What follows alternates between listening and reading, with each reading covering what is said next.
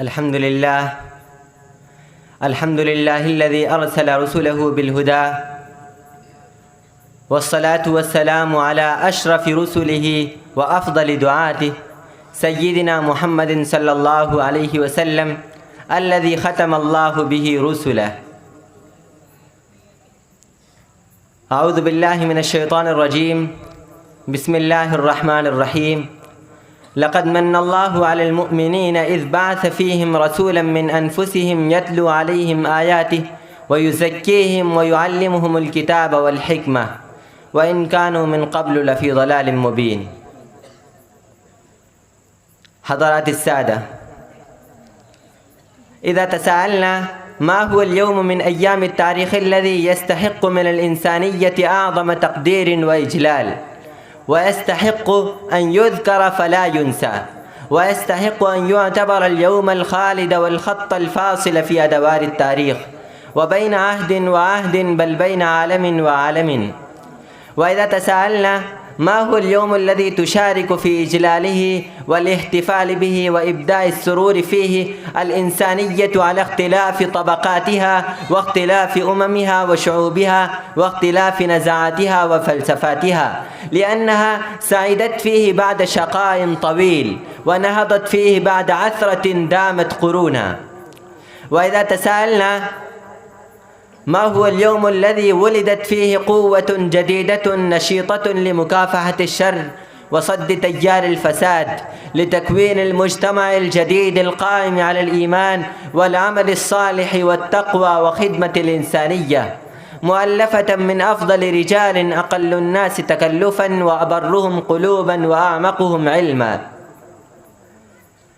كان الجواب من غير نزاع ومن غير تردد أنه هو اليوم الذي ولد فيه محمد بن عبد الله بن عبد المطلب صلى الله عليه وآله وسلم.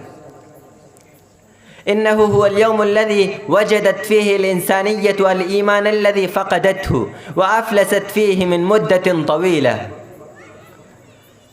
الإيمان بفاطر هذا الكون ووحدانيته، والإيمان بمصيرها وبالبعث بعد الموت بعدما يئست من مستقبلها وتهالكت على هذه الحياة وعبادة الشهوات، والإيمان بسلسلة الرسل وهداة السبل بعدما تسلط عليها الدجالون المحترفون الذين يأكلون أموال الناس بالباطل ويصدون عن سبيل الله. ولم يكن في هذا اليوم ظهور لهذه المبادئ وتعريف بهذه التعاليم المتزنة والتوجيهات الحكيمة، فقد كان ذلك مرارا في فترات مختلفة من الزمان، وإن لم تكن في هذا الطول الكامل، وكانت صيحات ترتفع حينا بعد حين ثم تغيب في دياجير الظلام ويبتلعها المجتمع الفاسد، لأنه ليس وراءها فرد يجازف لأجل ذلك بحياته وأسرته وكل ما يتمتع به من شرف ومركز ومنعة. ولكن البعثة المحمدية كانت مقرونة ببعثة أمة جديدة، أمة تعيش لهذه الدعوة المقدسة، أمة تعيش على هذا الجهاد المقدس. كنتم خير أمة أخرجت للناس تأمرون بالمعروف وتنهون عن المنكر وتؤمنون بالله. ويتزعم هذه الأمة الجديدة التي نيطت بها هذه الدعوة العرب الذين آمنوا بصاحب هذه الرسالة بصدق وإخلاص، ووضعوا أيديهم في يده وحكموه في نفوسهم وأموالهم وأملاكهم وأخضعوا له رغباتهم،